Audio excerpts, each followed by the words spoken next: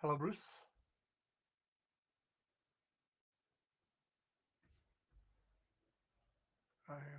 If you're talking, I'm not hearing you. Oh, wait, hold on. This is not in the right place.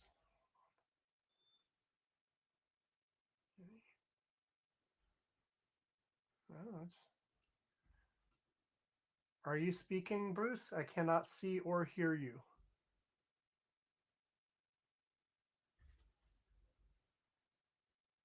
Oh.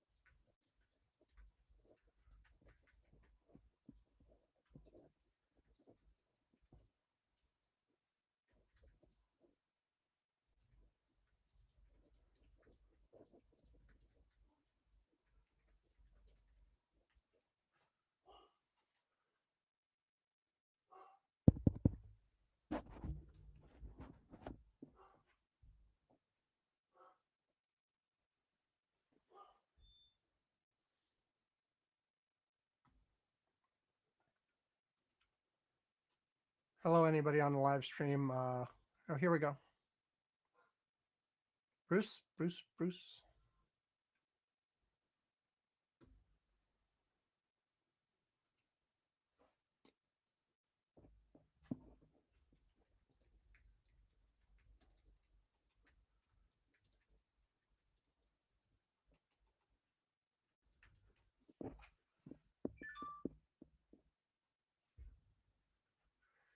We're having technical difficulties getting Bruce in here.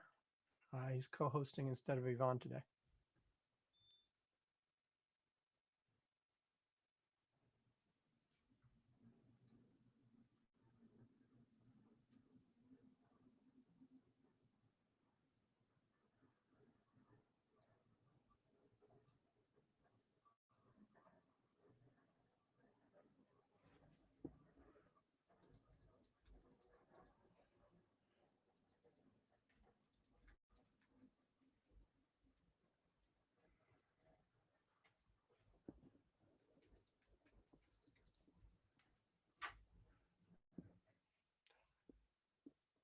Bruce has to reboot.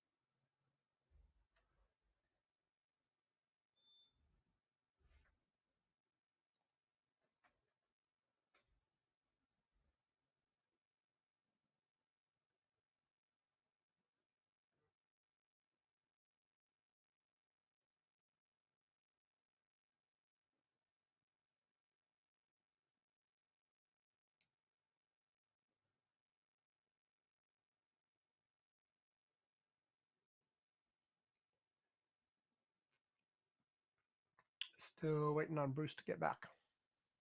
Not that anybody's here. So this is for anybody watching later, I guess.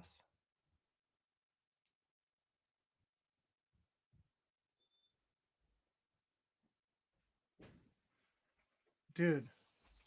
There I am. Hold on. Dude, ask mom. Did she leave again? I'm starting now. She'll be back soon. They're not toasted, so they'll be fine. uh, okay, Bruce. Close the door. Okay. Okay. Let's Good. see. I got a little bit. Did I hear an echo? Let's see. Test, test, test. Okay, talk for a second, Bruce. Hello, hello, hello. Okay, sounds good. All right. Okay. Oh boy, this is the first time I've done a video version. You changed since the last time I was on. No, I remember seeing you last time, but you're right. It wasn't we didn't do anything with the video. It was only like we saw each other, but like right Yeah. now, like this is going out live. Nobody's watching, but it's going out live, Oh, great. and then I will probably still put some highlights on TikTok. Good. Although we'll see. Like I don't know if I'll do that forever because it's once again one of those things. Like when we like when we did Facebook. Maybe I'll save this for the show. Anyway, let's just. Yeah, We can get, that's fine. I have a TikTok channel too, and I can share them on mine. there you go. Okay. We can just get started if you want. You know how it works. I'll rely on you for topics since you're the guest. Oh, yep.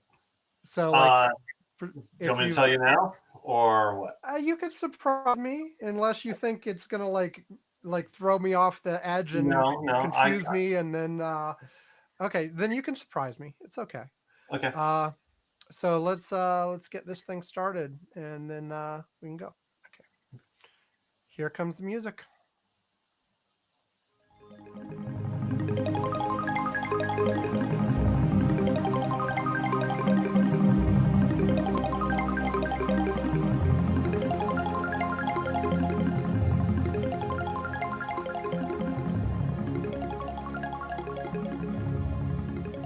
Welcome to Curmudgeon's Corner for Saturday, February 1st, 2025. It's just after 3:30 UTC as we're starting to record. I'm Sam Minter. Yvonne Bowe could not make it this week. This weekend is his birthday. Sunday is his birthday. He's going to be old, and his family's doing stuff with him, and he's got stuff going on even tonight. So he's gonna be old. He's gonna. Oh yeah. He's gonna be very old. Older. Very old. He was already old. He's going to be very old. And as you can hear, we've got Bruce with us, who has joined us before on a number of occasions. Let's see. I should check real quick. When was the last time? I think it was May or something. Yeah, I think that's right. I actually just I just changed my thing to have your current date. It was May 31st. Our May 31st show is your last time on. And so for those of you who are not familiar, if there's any such person out there, when we have a guest host, I give the guest hosts a lot of preference over picking the topics. We'll still sort of do our first segment being a little bit less newsy, and then after that, 2 segments of other stuff. But I'll pretty much let Bruce pick. He has not told me what he wants to talk about. I told him not to. I told him he could surprise me. And so yeah. So that's the plan for the show, and I expect Yvonne will be back next week. So Bruce, to start out, you got any non-newsy stuff you want to chat about, or updates on how's life since last May? Oh, very good, very good. There's a number of things I could talk about. I went on a cruise and with a family, had a lot of fun. Did everyone get sick? Did everyone get sick? No, everyone was fine. But, okay, because that's the wrap for cruises. Yeah. That's the reputation cruises have at this point. Yeah, Is well, like whether it's COVID or the flu or just colds or diarrhea or whatever, that you go on a cruise and everybody ends up sick. worst thing that happened was one of the kids got a sunburn. Oh, okay. But uh, the the main thing I wanted to mention is kind of Yeah. meta. Is Okay. as you know, every year when Oh you do yes, your your prediction predictions. Your show, predictions. Yes, you yes. beat us. So a number of years ago, and I've done this ever since. Like I guess it's got to be for the last 7, 8 years, maybe. Wow. I on my personal blog, I copy Give the all of link. It's contrarianconformist.blogspot. Am I remembering right? yes, it's something like that. Yes, yes, .blogspot.com. Yeah. yes. I still use blogspot.com, which is like so old, but I'm too lazy to go with a more modern blog site. But anyway, yeah. Every year I copy basically all the same questions you have, and I compare myself to you all. And normally I do about between the two of you. I Okay. better than one or worse than the other. But this year You beat both of us. I beat both of you. I'm quite proud of myself. What were the biggest topics that you consistently I, improved on us on? the topic that I really shined on was the Congress, the predictions on Congress. I got Gotcha. everything correct except for one of the predictions. Wow.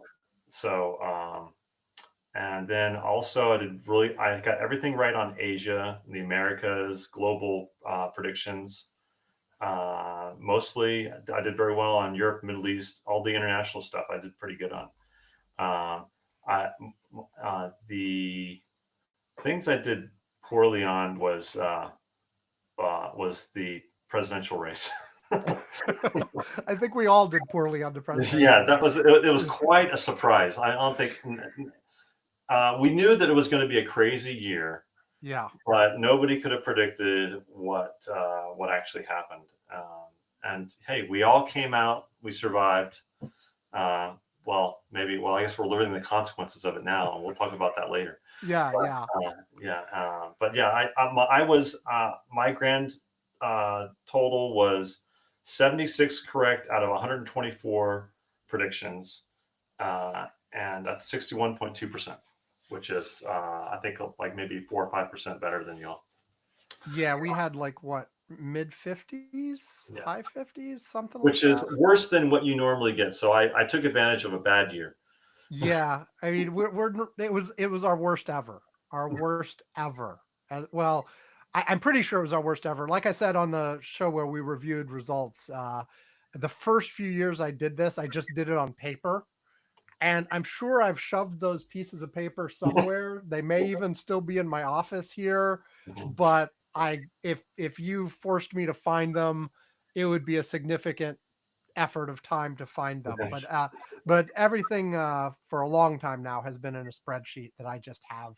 Mhm. And so I'm opening it right now to tell you, yeah, the actual final percentage for us was 50.7 for me and 54.1 for Yvonne. So an average of 52.4. And you got what, 60 something? 61. 61. So not, almost 10 points better than us. So congratulations, the grand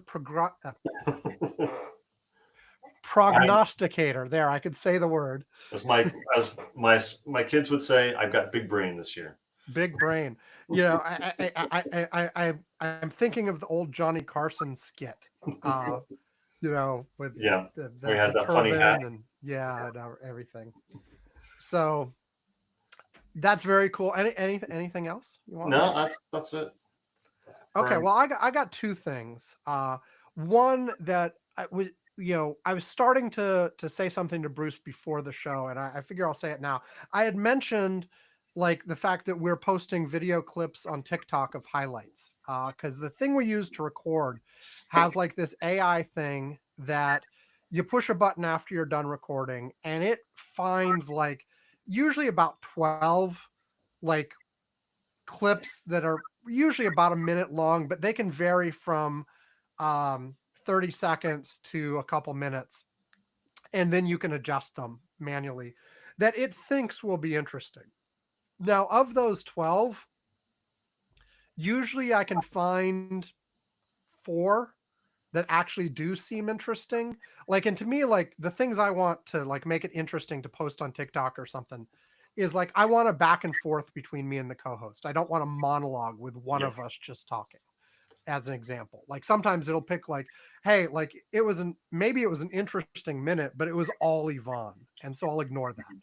Or it was like some random side topic that we actually only talked about for that 30 seconds. And so I'm like, that's not a good highlight. But I can usually pick 4 and I post them. And it's kind of interesting because, first of all, according to the stats that TikTok gives you, like each one of these clips that I post um, gets something on the order of 5 to 10 times as many views as the podcast gets downloads every week. Well, that's just the Now, nature of TikTok. now here's the thing though. If you look, the average length of one of those views is like 2 seconds. So this Oh, is it gives you not that like, stat. I didn't know it gave you those stats. That's interesting. it does give you all kinds of stats. If you go look in the stats, it tells you like you can see the actual curve of drop off, and they're like, most viewers drop off in the first 3 seconds. Look here to see what happens, and it gives you the percentage that actually watches the whole thing to the end, and that's usually like 5 to 10% actually watch the whole thing. But it also like the comments are usually a cesspool. Mhm. Like it's like mostly people clearly trolling, Mhm. like that. And of course the 1 minute clips are taken out of context, so like it may be them saying something about what we said that we actually addressed on the full show, like, but you haven't thought about this or whatever. And if you actually listen to the whole show, we Yeah. actually spent 5 minutes on that, but it wasn't in the 1 minute clip. Yeah. And you know just people trolling. They're and mostly the trolls are clearly like of the MAGA type orientation. Mhm. There are occasionally some other folks, and there are occasionally some serious comments. Right. On one occasion there was like clearly a MAGA person and a lefty who just decided to have a whole long argument in our comments. Well, I'm It definitely looking forward started to it. it started out relevant to like whatever we had said, but by the end they were just yelling at each other. And so it is what it is. But like the thing is, it takes me on top of my normal process to put out the podcast, maybe an additional half hour to put these things out. And so I've over time, I actually find it kind of fun. So I'm still doing it at a moment, and I've been doing it maybe a month and a half now. But I figure I'll give it 3 months, and because then after that, like really the whole purpose of doing this in the first place, well, my son Alex bugged me about how I should do it for months before I actually did it. But like, um, the whole point is theoretically get more people to listen to the actual show, you know. Yeah. And of course, like years and years ago, we still have a Facebook page. I still mention it at the end of the show and stuff like that. But we actively like promoted the Facebook page. We paid money for Facebook ads. We built up, I think the Facebook page has thousands of followers, but Wow. it gets no traction. Like the way Facebook works, even if you have thousands of followers to a page, your stuff won't necessarily surface to the people Yeah. who've followed it unless you pay to promote the individual posts, which we are not doing. And Yeah. so, but for the first couple months, we did. We promoted people to the page, and we promoted whatever. It had zero effect whatsoever on actual downloads of the podcast.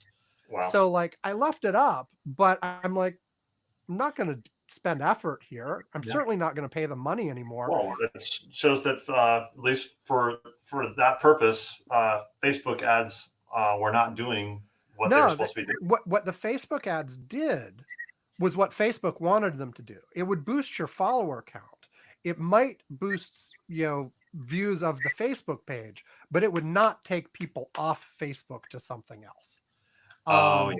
True. you know, and then so okay, maybe it was doing what Facebook was wanting. It wasn't doing what I wanted.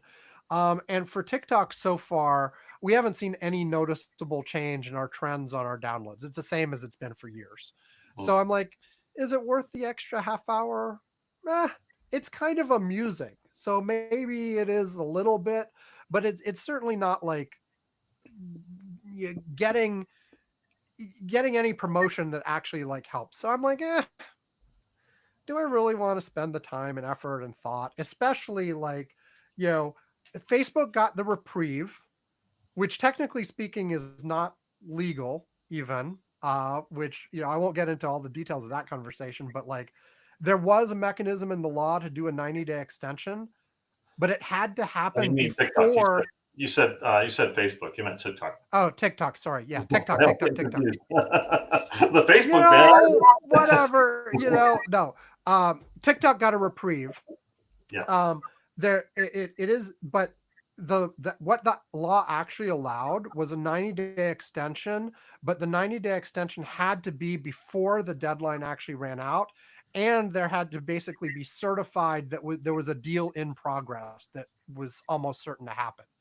Mm. So the time frame expired, so the 90-day extension wasn't in play anyway, but Trump basically just promised that nobody would enforce it, and so it's sort of partially back. Like if you've already got the app, you can continue to use it, but Yep. it's still not in the app stores.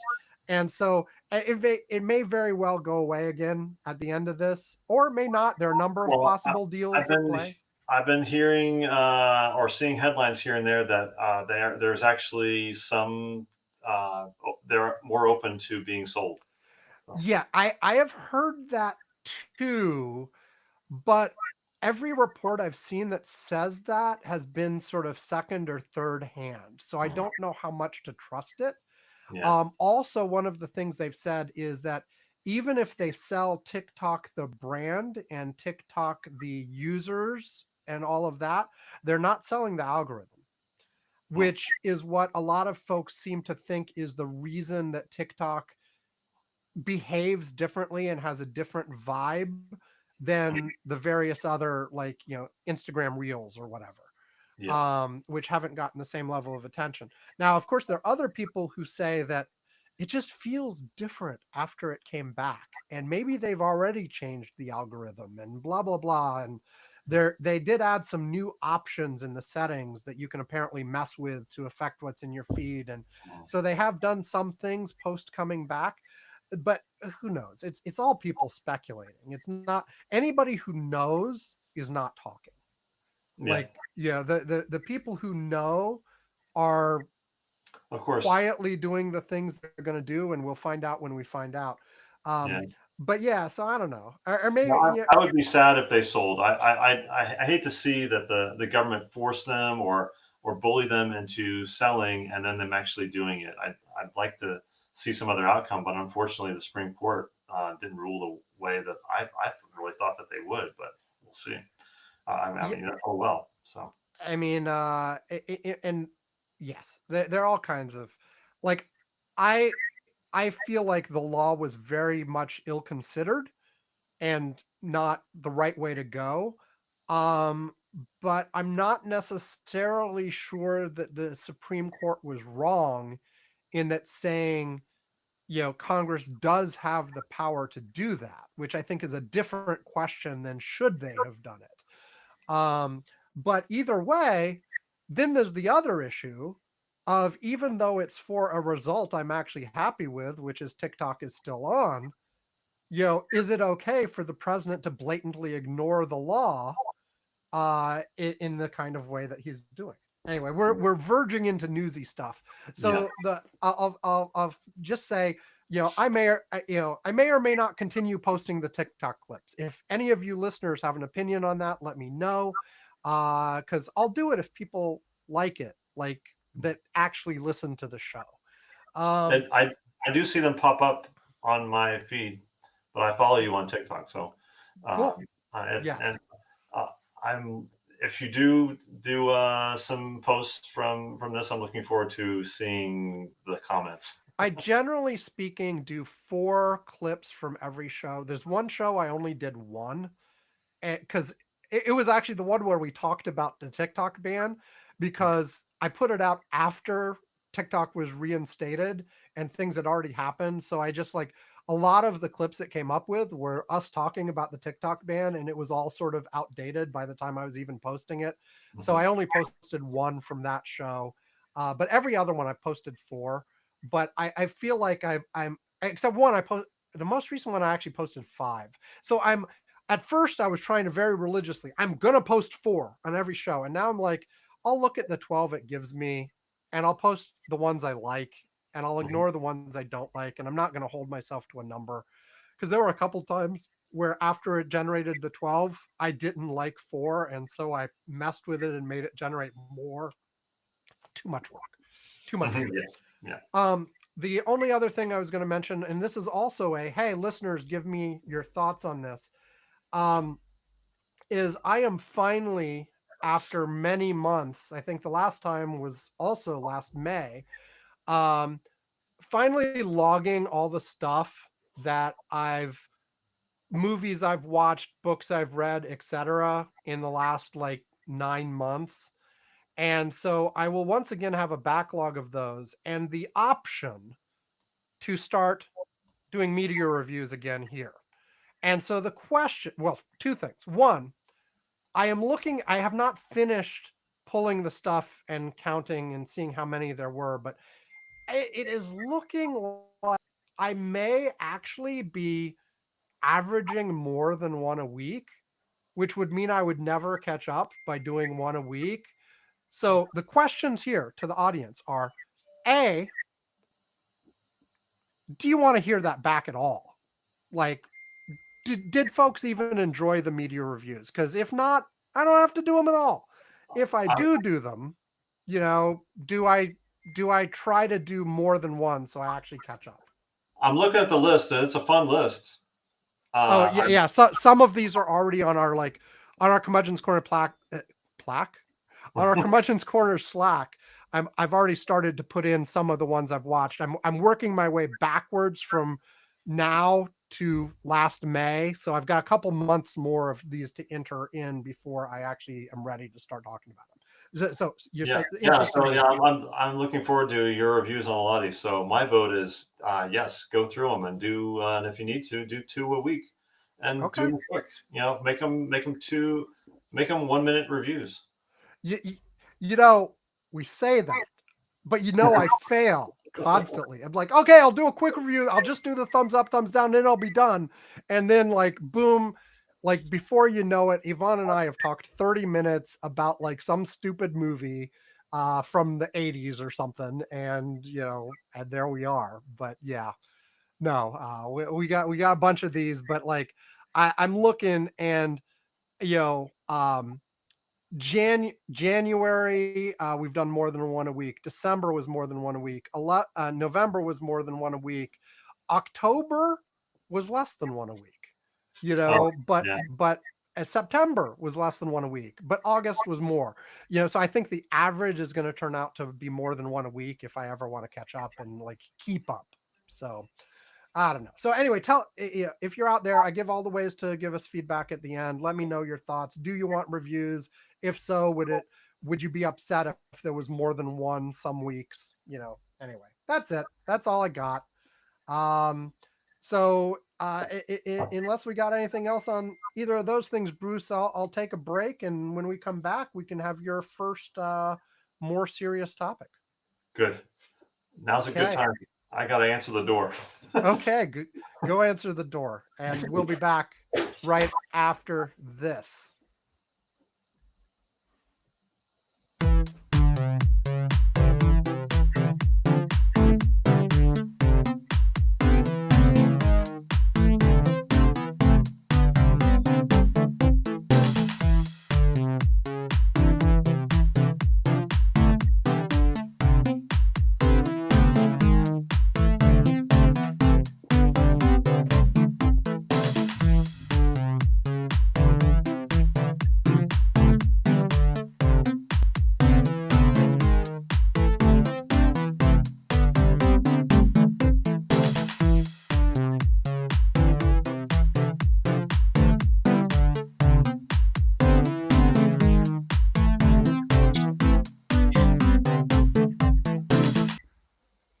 Okay, we are Oh, just back. in time. Good. Bruce timed it perfectly.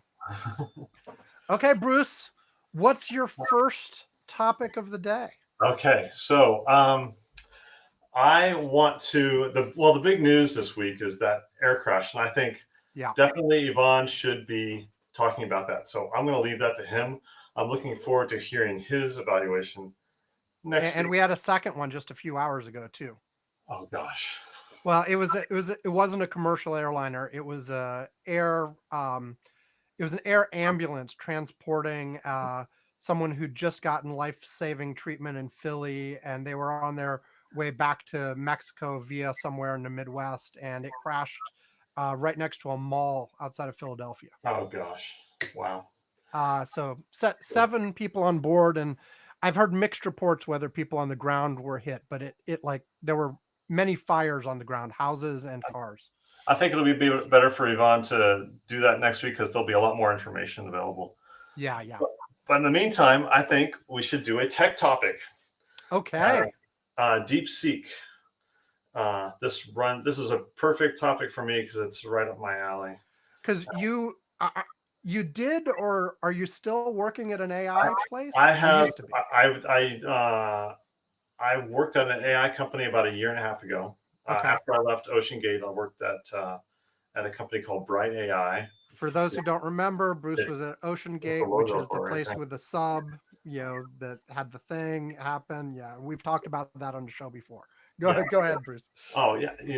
Actually, since my last visit, we Oh, the there was the Coast Guard review of that. of Ocean Gate. I Yeah. didn't even think about that.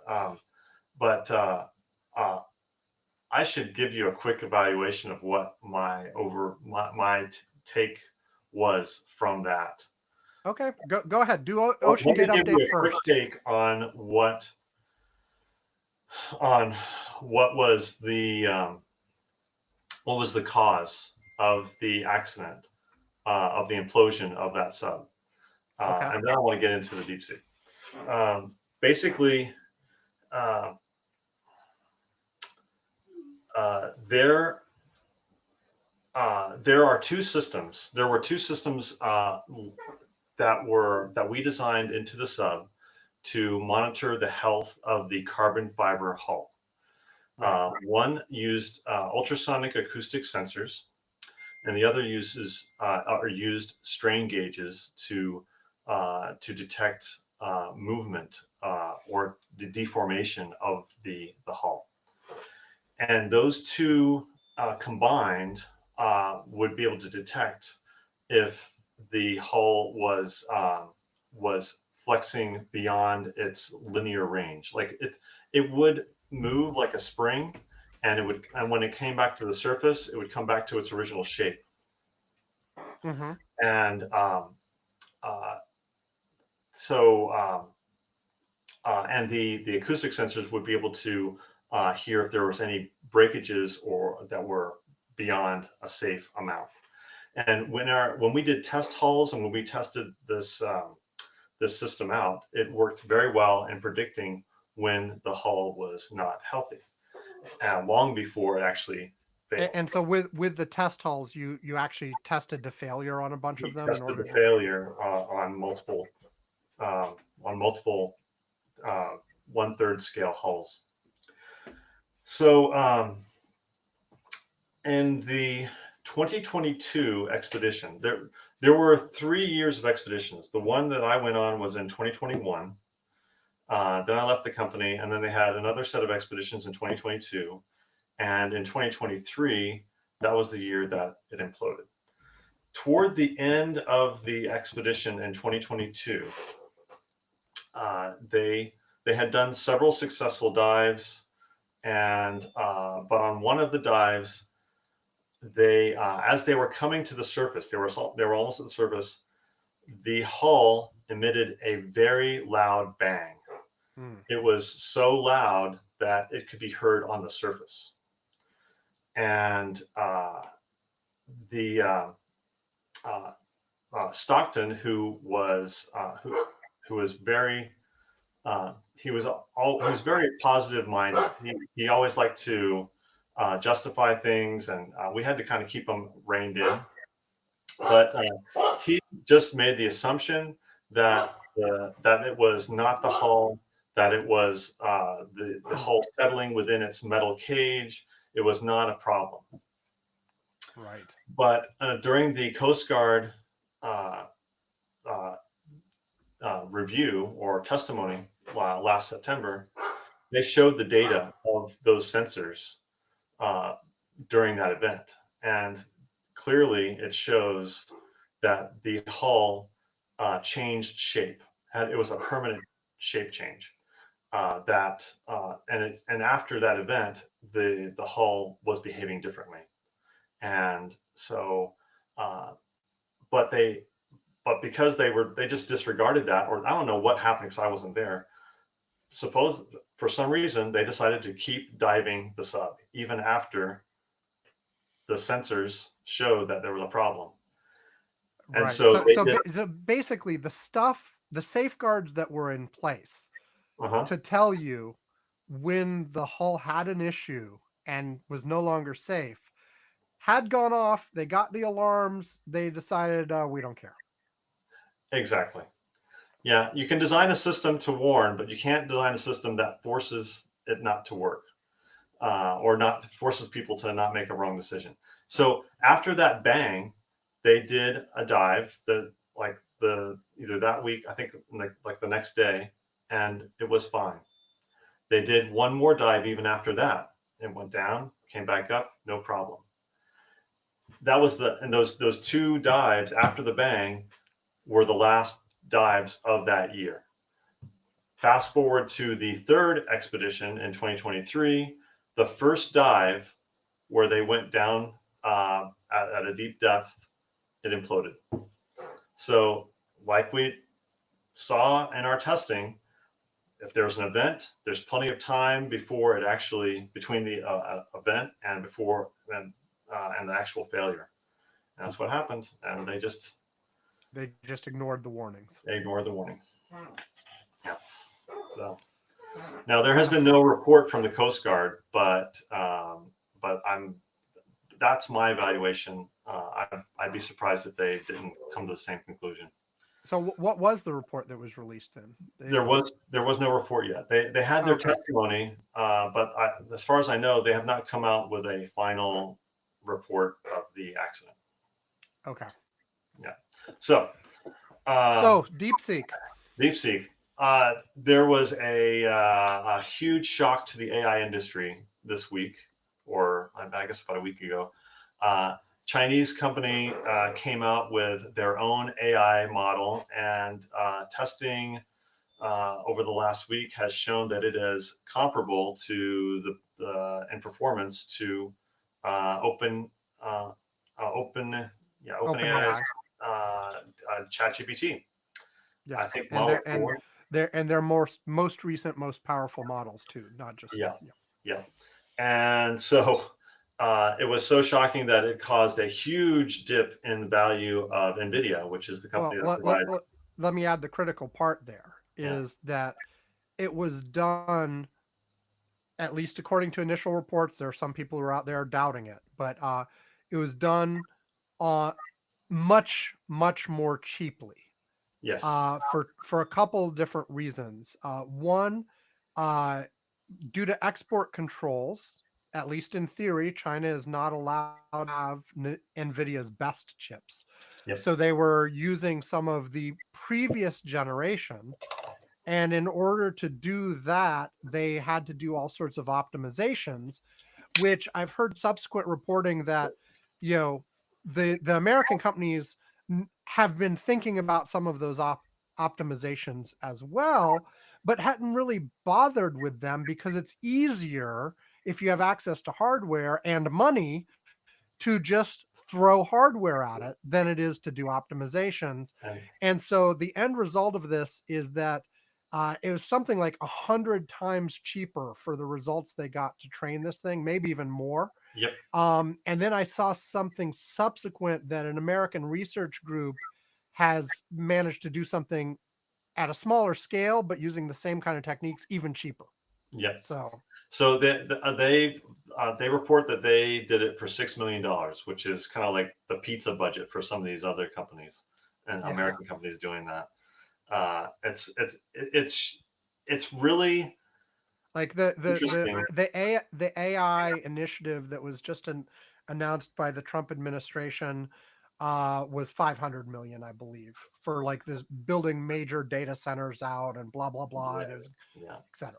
So, and this, as an electrical engineer, I can tell you, I can totally understand what has happened here.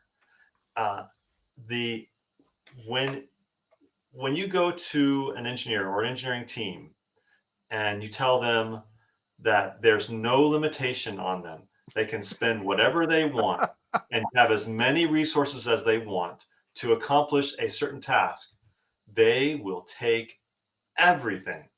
And that's why you're seeing these, like uh, X's AIs. They're putting up like 100,000 CPUs, and Meta has like another 100,000 CPUs in these data centers to generate these models and to and so I can just imagine that they just ask for what they want and they get what they want, and so they have no sense of efficiency, and I can understand because they want to get a quick result. And when you have these powerful NVIDIA processors, you can come to a solution very quickly.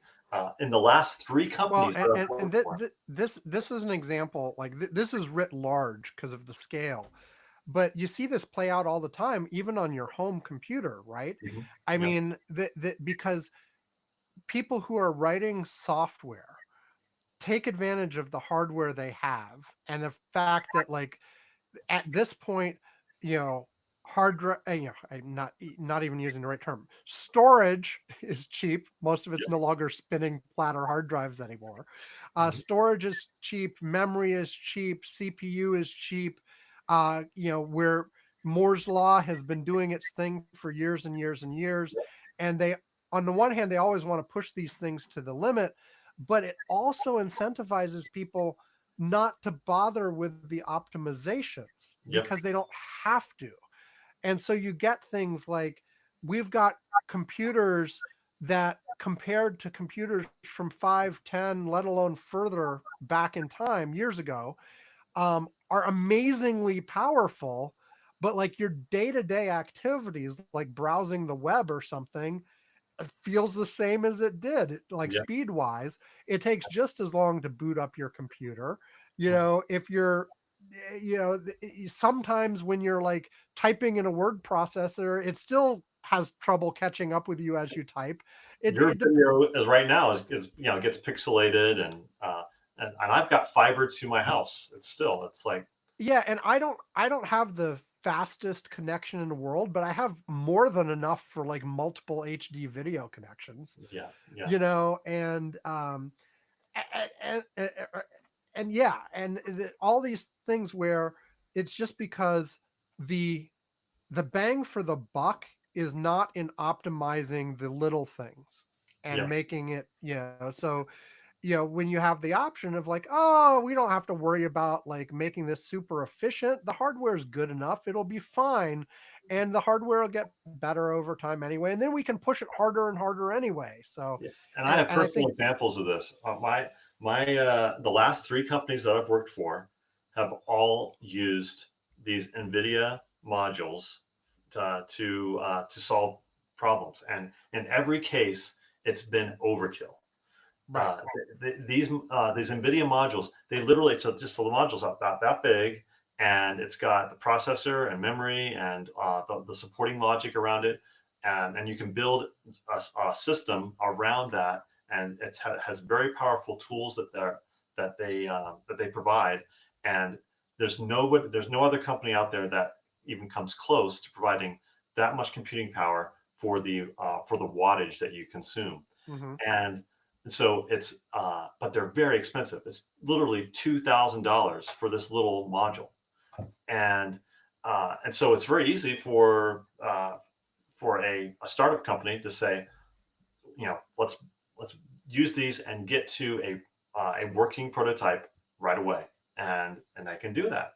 But then what happens when you want to start selling more of them? Then it gets super expensive, and that's when I was at Boeing, they had this. We're designing this system, this image processing system for the 777 freighter, and it was way overkill.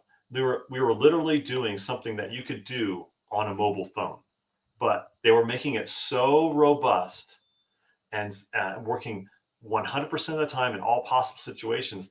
They had the development cost was going to be $50 million for this Yeah. imaging system, and so finally, when management came out and said, "Oh crap, that's way too expensive," and so they basically threw away 2 years of work, and basically the whole time that I was at Boeing was basically down the tubes, and then I ended up getting laid off from there, and and then I come into the company that I'm in right now.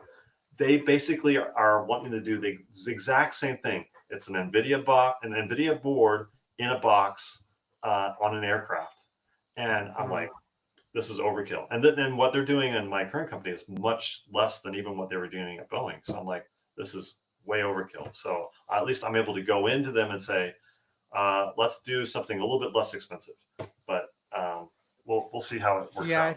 I think those are examples are everywhere. And like, yeah, I mentioned on the show last week, there's a personal project I bought a domain name for, and I'm just starting it up. And I have not gotten anywhere significant, but the first thing I wanted to do was just put up like a splash page, like an HTML page with an image and some text as a placeholder before I put anything in. And of course, I know this project is beyond my technical skills, so I'm using AI to help me. And like if I was going to do the splash page myself, I would write an HTML page using HTML 1.0 technology that's been around since the late 1980s, early 1990s, and it Yeah. would be fine, and it would render on everybody's computer just fine. It would work on my phone, it would work everywhere. And of course this the thing is telling me, no, no, no, we need all this framework and all this stuff and blah blah blah.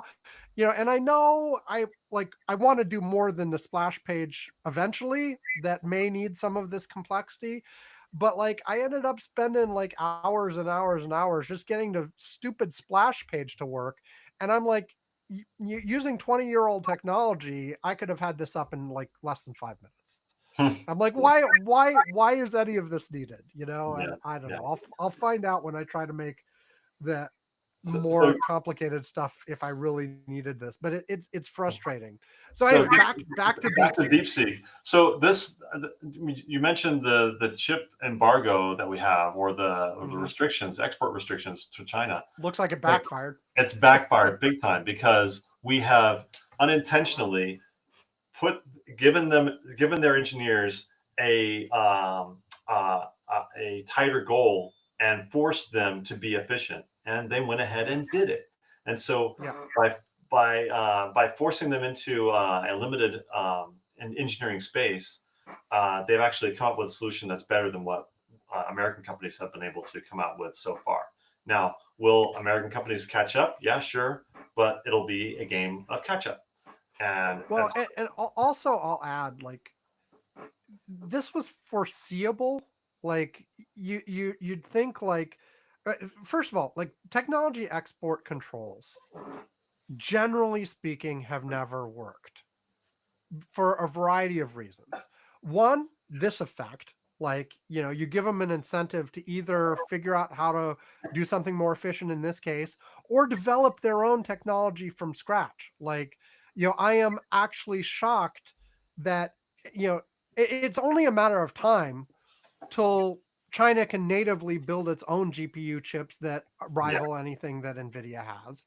Um, there are ways, and things will get around the export ban anyway. There are ways to do that. I mean, if you remember when they were trying to, like, keep people from exporting encryption technology, and then people were printing it on T-shirts and stuff yeah. because the code was so simple, and it's like, it's just idiotic. And Yeah. like I remember the one way it actually got to Europe or whatever, the first there was something that was more than a T-shirt, but like that was the specific law was written so exporting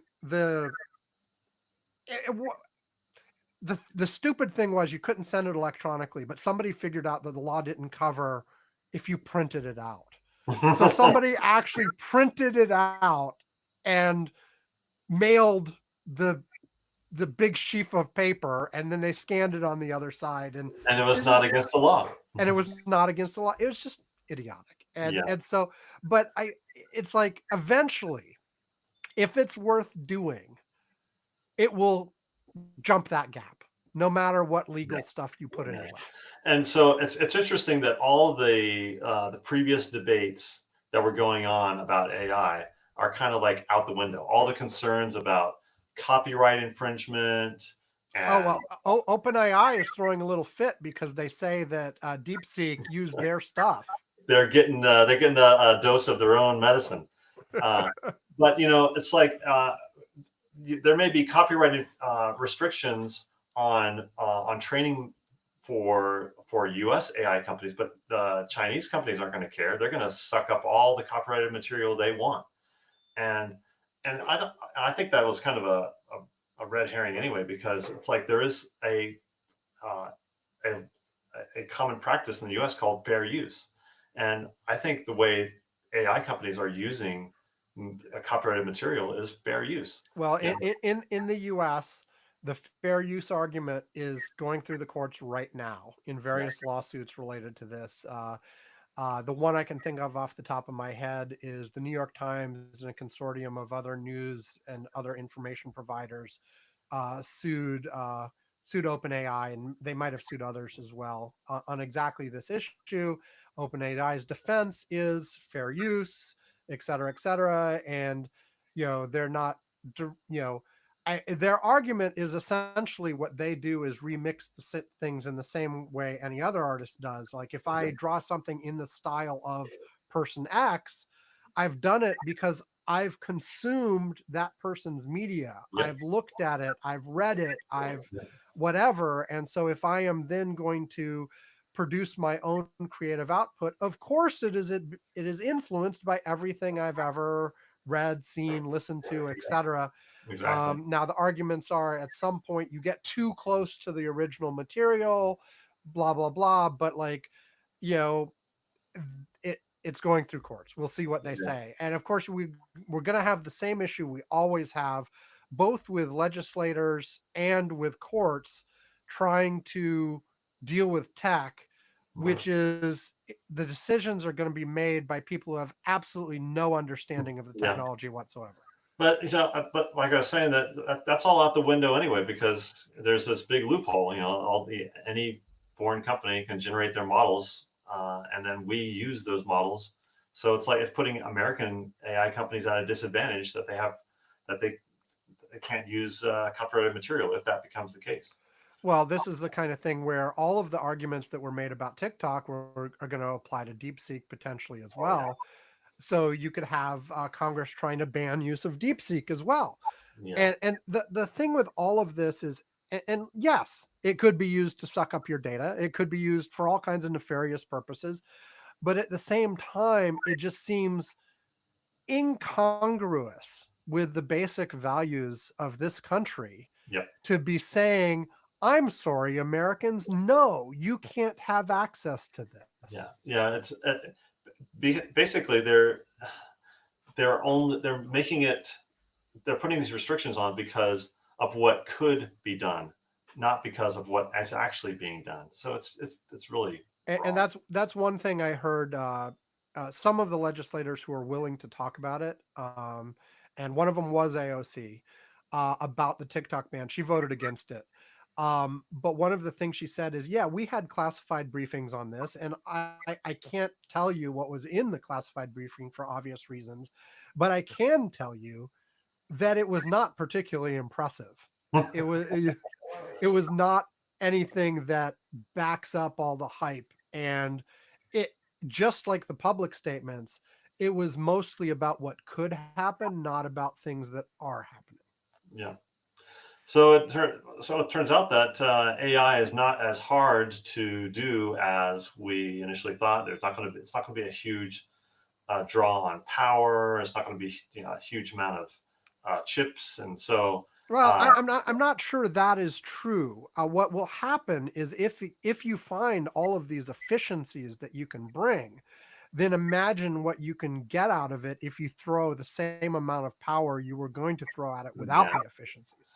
So yeah, it gets asymptotic in though. these kind of scenarios, becoming more efficient has very rarely resulted in actually using less. It Mhm. results in getting more out of the same or more than you did. It's the I forget what they call it. There's an actual name for it. One typical example is just in traffic, that Yeah, if yeah, you build more lanes in a highway to relieve the traffic jam, it doesn't actually make traffic move more smoothly because more people will use the road and fill up the new capacity. yeah. Well, but at least we know that we can get most. We can. I think it's asymptotic. As you get as you pour more and more power to it, you may get uh, a lot. You may get a little bit better, but not a whole bunch better. But Well, I think that this the is the real whole thing of value, this is of course the whole AI argument from the people who are, you know, pushing the highest, like the craziest views of like the singularity and all this stuff, yeah, rely on the sense that once you get to a certain point, you can have the AI design the next better version of the oh yeah, AI, and then they start cycling faster than humans ever could, and like it races to infinity in terms of how smart the AIs are and what they can do and everything. But I think the counter to that is what you said, and maybe that'll happen. But what we've seen in all sorts of other spaces is the asymptotic behavior, yeah, where it gets harder and harder and harder to extract that next bit of value. yeah. So I think that the real value is going to be not in just the basic AI models. It's going to be on the services that sit on top of AI, like what Microsoft's doing, and there's various other companies are doing to take that are sitting on top of OpenAI or ChatGPT to that are actually more than just chat or just answering questions. So that's where they're going to be able to make the money. Because the original idea of OpenAI was that it was going to be open source for safety, and Mhm. they were not originally planning on making hundreds of billions of dollars off of it. And I'm actually glad that And they they aren't. had designed a corporate structure to try to force them not to, in fact, to keep it nonprofit, et cetera. And then, like a year and a half ago or whenever, that was that big battle at OpenAI, where essentially people realized, what the hell are we doing? We could be multi-billionaires. And Yeah, so, yeah. Well, I'm hoping that and so all that that was out the window. yeah, I'm hoping so. Yeah. But yeah, so we'll see. I think there's also, just like most of these other technological waves, it seems like the general pattern before is it's not necessarily the first movers who end up being the ones who make all the money. Mhm. You often have a first wave that is trying to be bleeding edge and essentially flame out. They spend all the money. They don't succeed in making a profit. They eventually go out of business, but they leave behind an infrastructure that's picked up by the second wave. And the second wave are the ones who actually end up building technologies that become ubiquitous and Yeah. end up, being the next major $1 trillion companies. Yeah. True. So we'll see. Like and this has, like a lot of other technological waves, there's potential dangers associated with it. There's all kinds of things that could go wrong, could go badly, but also all kinds of like things that could be super positive. You Yeah. know, you really could, if you have this asymptotic explosion. You really could have like some successor of Chat GPT just one day saying, "Oh, you wanted a cure for cancer? Here it is." you know, Yeah, etc. yeah, Just go in and ask, or maybe you don't even have to ask. It just says, yeah, "Oh, this is what you need," and of course, the science fiction stories have been written for over 100 years now about what if the AI decides the best thing for the world is to get rid of the humans. So yeah, yeah. Yeah, I have my doubts on both of those. Yeah, knowing that these are essentially really advanced autocomplete programs. It's not. They're just looking at statistical and text completion. they I are really so, can't some of see. the most recent ones are that is one layer of the technology. They're adding other things too. But the argument I always come back to is that, you know, in the end, you can't convince me that I'm anything more than a really advanced autocomplete myself. Yeah, true. So at a certain point, can you tell the difference? And once you can't tell the difference, does it matter? Well, and that's why we have the Turing test, which and which is kind of a subjective test in the first place. When I was Which younger, these things now have passed the Turing test. yeah, They passed that level a couple years ago now. and I mean, when I was much younger, I always thought, oh wow, yeah, that's a very bright line, the Turing test. Well, it's not as bright as we thought. Now, although still, like at this point, like you can generally eventually tell, like Mhm. if you have a relatively insightful person who knows what they're doing, but you can't necessarily just pick an average person off the street now. You can potentially Yeah, fool that average person off the street in a specific area, but eventually these things start going sideways. Like if you try to have an extended conversation for a long period of time and you're yeah, like that's what's going on. But on images and stuff, now you see people all the time being fooled by AI images on Facebook and stuff, yeah, especially if you get and video. and video now. Like the video's gotten good enough, it's Yeah. fooling people.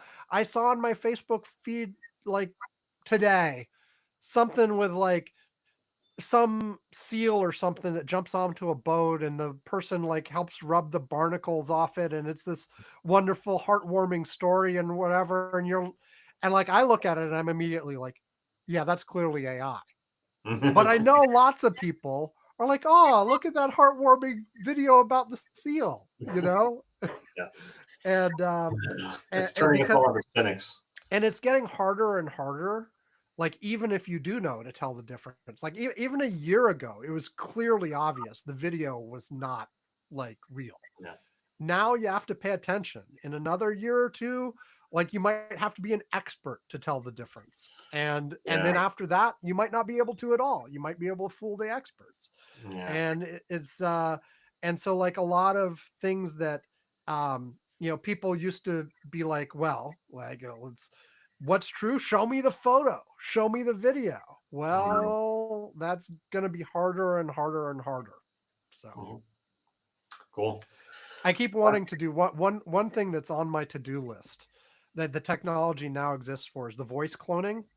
Mm. So like I want to clone my voice and Yvonne's voice and like drop in a break one day as a surprise to Yvonne that's a conversation between the two of us that's completely made up and get his reaction cuz like my son here, one of the things he does routinely in Chat GPT is when he wants to have a discussion, he asks Chat GPT to generate a dialogue in the style of Curmudgeon's Corner Oh boy. and with Yvonne and I talking to each other.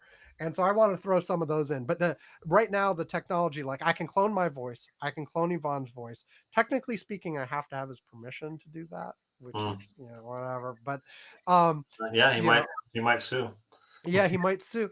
But then if I want to generate and right now I can really easily take a script for each one of us and generate the voice, but I can't do I can't give it a script with both of us and have it automatically switch back and forth. Mhm. I'd either have to do each of our parts independently and then edit them back together myself, or write do some scripting to do the combination, which at that point it's work, and at that point I don't want to do it anymore because like it would take too much effort. Yeah. So I'm waiting for it to get even easier than it is today. But yeah, it's getting scary good, and it's Yeah. getting better faster. So we'll see. Yeah. Okay, I think good for this one. let's take a break then, and when we come back, your second topic, and then we'll wrap it up after that. That's good. Here we go. You're listening to this podcast. Do you like it? No! Do you want to support the show? No! Well, after you have subscribed to the show, followed us on Facebook, and told all your friends they should be listening to, what else can you do? I won't subscribe! You can help fund our Patreon at patreon.com/Curmudgeon's Corner. Patreon is a way you can throw us a few bucks a month to help out with the expenses of the show. You know, web hosting, equipment, a little bit of advertising to promote the show, and maybe every once in a while some much needed sedatives for Yvonne. At different contribution levels, you can get a mention on the show, our Curmudgeon's Corner postcard, or even a Curmudgeon's Corner mug. Fun stuff. Not fun! In any case, the contributions help tell us that you enjoy and appreciate the show. I really, really hate Curmudgeon's Corner! Are we worth $1 a month? No! $5 a month? No! Or if you are nuts about us, maybe even more. 100 billion dollars, even though you don't have anywhere near $1 billion. If we're worth anything to you at all, send it our way at patreon.com/Curmudgeon's Corner. Alex hates, really, really hates Curmudgeon's Corner! That's really mean, isn't it? But I hate Curmudgeon's Corner, but I really do! Okay, here we Yes. are again. And I do use this mug. Excellent. Bruce is holding up their Curmudgeon's Corner mug. We like it. I use mine regularly as well. I now have two, one at work and one at home. There you go. So, I think you deserve one. and one with a crack in it that I use as a pencil holder or something. Okay. So what I wanted to talk about is a libertarian take on the Trump presidency so far. Okay, and I can see like right off the bat, I see some tensions there potentially that I'd love to hear your take on. Oh yeah. In terms of, on the one hand, I'm sure you love the idea of reducing, of, hey, let's shut down huge portions of government. Oh, yeah. And but on the other hand, doing it in sort of authoritarian style ways probably rubs wrong, and some of the other stuff. But what do you think? What's going on? What's the take? Yeah, there's a number of things that I am happy with, and a number of things that I am very mad and upset and disgusted with. We can do a lightning round of covering those things. But since you mentioned the cost cutting, a traditional normie Republican way to cut government would be to give notice and to have like a study group that would come out with a report of saying what parts of government could be cut or what could be kept.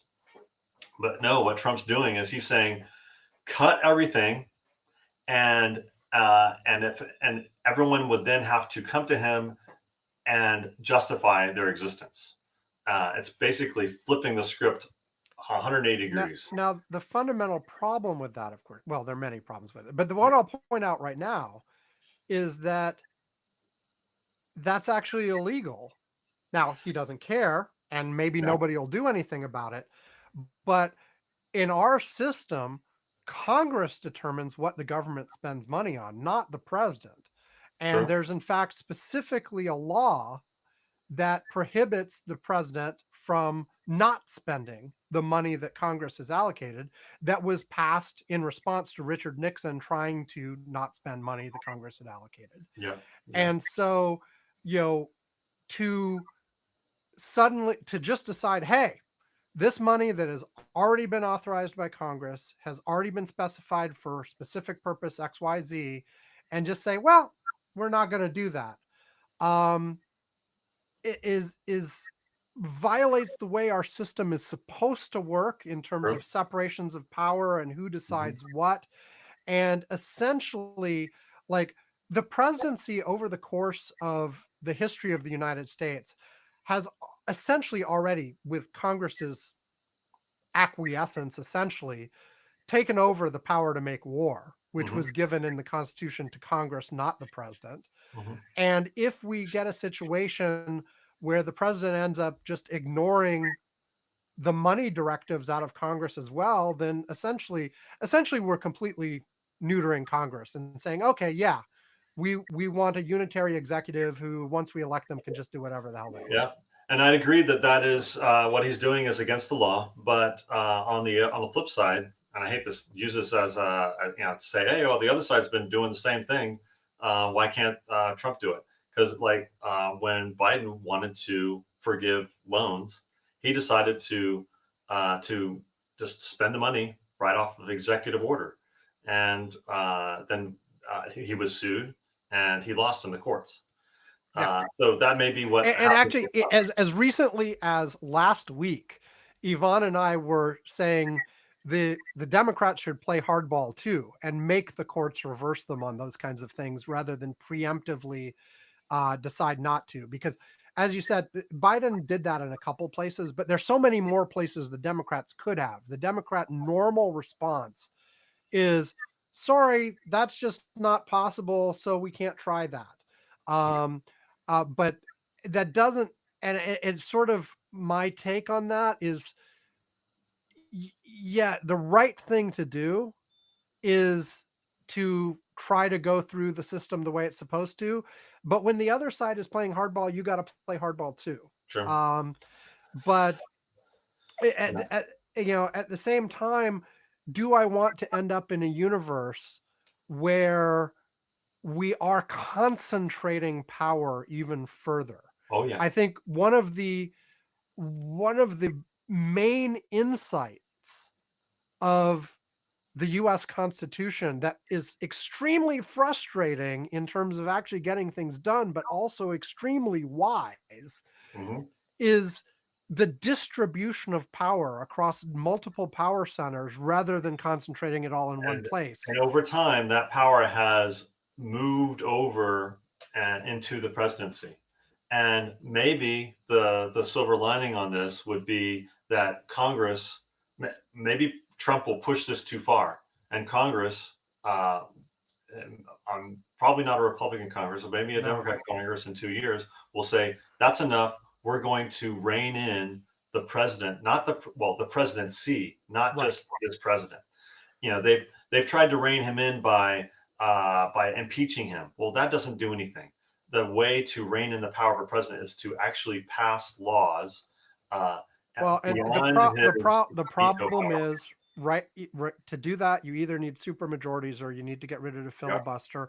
And yeah, if you're doing things the president doesn't agree with, you need to be able to override a veto as well. So you need veto proof majorities.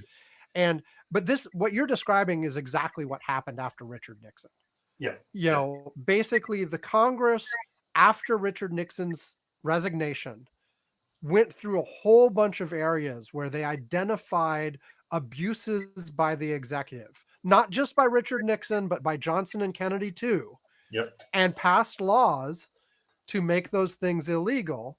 And most of those have held up in court.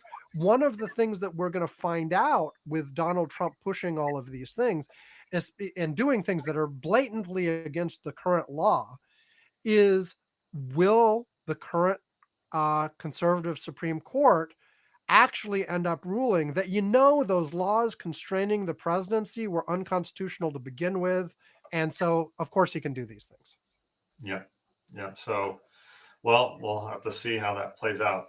So On before you move on to the other topics, because I'm sure you want to talk about immigration and some other things, uh-huh. what's your overall take on that balance, though, in terms of, like, are you more worried about Donald Trump sort of exerting dictatorial authority on all kinds of areas. The other would be like, firing all kinds of civil servants who are supposedly non-political, blah blah blah. Or are you more happy about, hey, he's going to cut the shit that I wanted to cut for my entire life? I'll be honest, I'm happy that he's cutting, and whatever way he does it, and I'm fine with that. Um, So this is an interesting even if it's a libertarian chaotic position to way, me. even if it's chaotic, yeah, Well, but chaotic, but like dictatorial. Like, yeah. so you would be willing to trade, like, I will take the smaller government, even if the exchange is a massively increased presidential power for, somebody, you basically saying, okay, they can do whatever they want, including all kinds of abuses of the type you're probably going to talk about next when we talk about The immigration. powers that he has have already been established by earlier presidents anyway, and so he's using it. Well, he's trying to expand them much further. And the question is, does that succeed? Yeah. So So you'd rather have a small government dictator than a large government democracy? that sounds like an oxymoron to me. Small government dictator. This means a government that is smaller, less powerful, an FBI that is reined in. Oh, he's not reining in the FBI. He's doing exactly the opposite. I don't know. He's been a victim of the FBI, so I think that he's going to rein that in. Oh no, he's not going to rein it in at all. He's just going to make sure it's his tool to use in the way that he wants to. Yeah, we'll see. Okay, I'll let you move on now. Anyway, he made during the Libertarian National Convention, Donald Trump and RFK Jr. spoke, and that was an unprecedented thing. I don't know if any has ever happened at any political party, where a candidate of the other party. Well, I think there are some minor parties who have done weird things like that, like the Constitution Party in New York and stuff. Parties that normally don't run their own candidates anyway, but end up endorsing one of the major candidates. So the Libertarian Party made a deal with Donald Trump, and he to release Ross Ulbricht from prison. Ross Ulbricht, a lot of people may wonder, who is he and why is he so important? He was the founder of what was called the Silk Road. It was the first Bitcoin, like eBay for that used Bitcoin back around 10, 12 years ago. And and of course it was used for trading drugs and all kinds of illegal things. It was, if you wanted to buy a hit person, that's where you would go. Yeah, and that's what he was accused of, but he was never convicted of that. He was simply convicted for establishing this marketplace, and he was made an example of, and he was sentenced to 2 life terms plus 40 years, which was way excessive for a crime like that. And so I would agree that's excessive. Like I probably think he deserved some time, but that seems excessive. Yeah. So Donald Trump not only released him from jail, but gave him a full pardon. Yep. And which was beyond what was even asked for by the Libertarian Party, and also just and didn't do it just quietly. He did it very loudly, put it on his social media, and so that was a very good thing to do.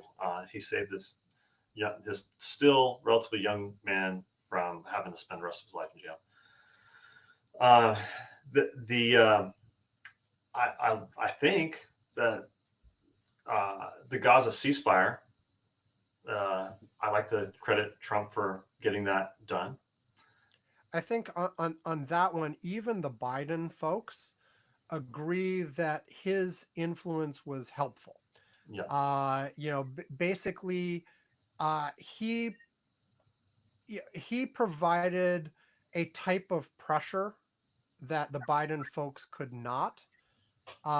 in terms of threats he was making, but also just in terms of having the relationship with Netanyahu that wasn't Yeah. overtly adversarial.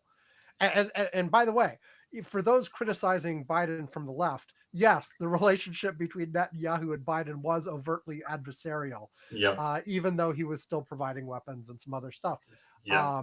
But those two people hated each other, Yeah. and I, I and like to think that Obama was even more adversarial with Netanyahu.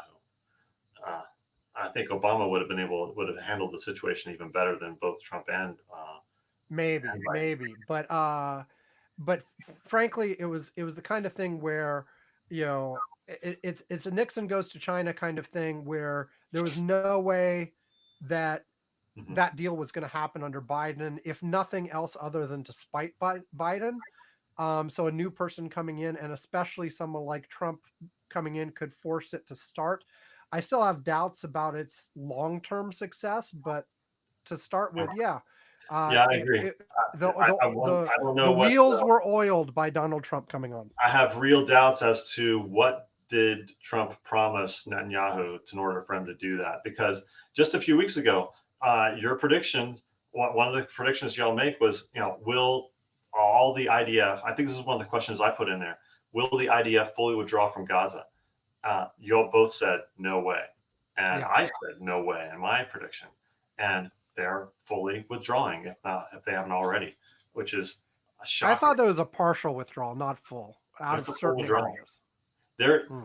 did you see the video where the Palestinians are all in mass moving back to their homes in North Gaza?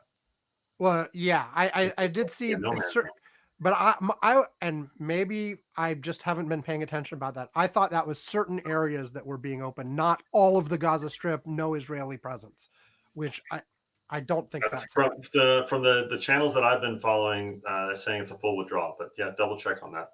Okay. Um, I'm actually. Even if that's true, I don't think it'll stay that way. Oh yeah, I agree. I'm afraid. My fear is that once the hostages are released, that they will go back in. Either that, or they'll do to the West Bank what they did to Gaza, and they'll flatten the West Bank also, and which is horrible.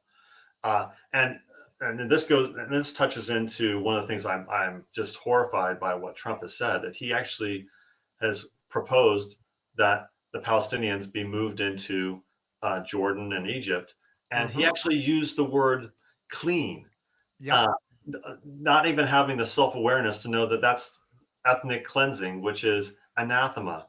Uh, I I think it's even giving him the benefit of the doubt, saying he doesn't have the self awareness. If he doesn't, he's stupid. I would say yeah, maybe he doesn't know, but the people around him who he's listening to that cause him to talk that way, they absolutely know. yeah, yeah. It's yeah, I don't know what more Israel could do to Gaza. I mean, any additional bombs they drop on there is just going to make the rubble shake, and Right. there's not much. There's nothing left. But the people are still there, and they will not leave. And Egypt and Jordan won't let those people won't let the Palestinians in, because if they were to there if Jordan and Egypt were to let them in or to accept them as refugees, the people would rebel, because the Egyptians and the Jordanians, they are absolutely ashamed for what their governments are doing to enable Israel to do it. And even if not, it would destabilize those countries in other ways. And but frankly, even if you said, hey, let's find some uninhabited piece of land that's nice and let's move them all there. I mean, certainly for you from a libertarian perspective, you know, you're forcing them against their will to go Oh yeah, somewhere they don't want. You are absolutely. confiscating what was their property. I mean, first you bomb it to hell, and then Uh-huh. you take it, and to build condos or whatever. This is ethnic cleansing is considered you know, tantamount to genocide for a reason, Yep. because you are uprooting an entire society and trying to kill it, essentially, even if you just displace the people. And in Yep. the meantime, you are violating core human rights about self-determination. Yes, absolutely. So on other topics, the y'all talked about DEI last week, and Mhm. I'm actually happy that they're closing the DEI offices in the government. Um, Now, does that mean that I am against DEI policies? No, I think DEI itself is a good thing, but I don't see any need for there to be actually people who are employed to implement DEI. It should just be a normal function of HR. Well, but that's, yes, there were people who specialized in that they're getting rid of, but what they're doing extends far, far, far beyond that. They're, you know, they're firing those people, but they're closing down even things like, no, you can't have, the women engineers affinity group. You know, you have to remove any references of this to you from your signatures of Yeah, I agree. That's going all beyond, this like, kind of yeah, stuff. removing yeah, your pronouns on your emails. Yeah. Uh, I don't do that, but I don't disparage anyone for wanting to put that on their emails. But I Signature. mean, every day they've put out information with more restrictions on exactly what people can do, even self-organizing employees. Mhm. Basically just, and of course they've requested people to report on other employees who are still discussing this stuff in any way, shape, or form.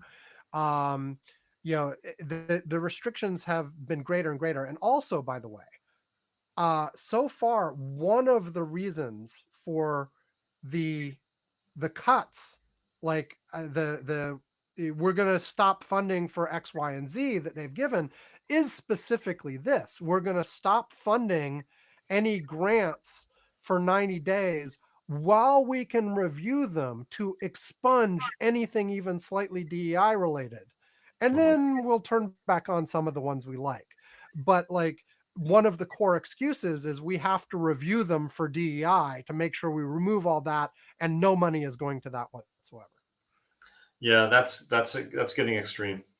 Uh, I wouldn't agree with. I've seen also where their organizations are are actually removing documents that have certain keywords, or removing Yes. web pages that have certain words, or that's getting into They thought have control. one of the things I saw earlier today was there's been an order to, I forget which part of the government this was, but they were ordered to change all their documents that mentioned LGBTQ and remove the T and Q. They were allowed to keep the LGB part.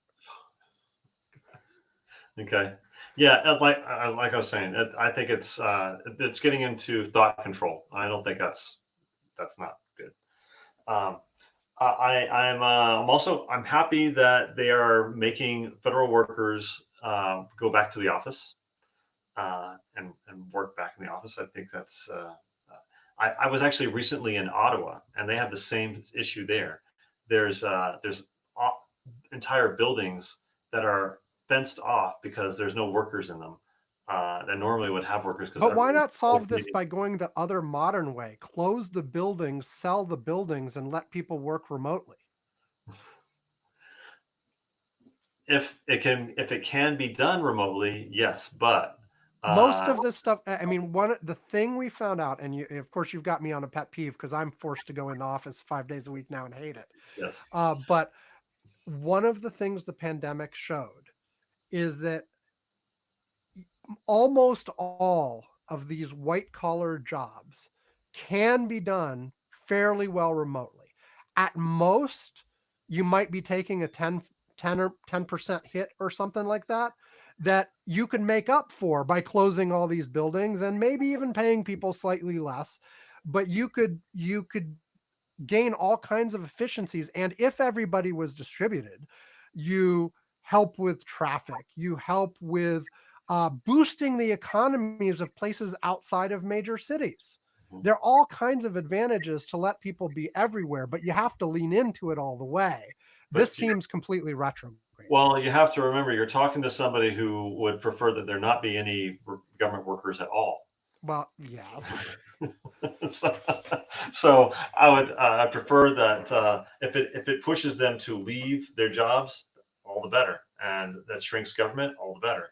Although even if they were to get rid of all federal workers, the biggest chunk of money that's being spent at the federal level is entitlements and military anyway, which wouldn't be touched by. Yeah, like on our Slack lately, Yvonne has mentioned several times, if you did fire 100% of the federal workforce and eliminated their salaries, compared to the overall budget deficit, it's still a really small amount compared to Yeah, everything else. yeah, yeah.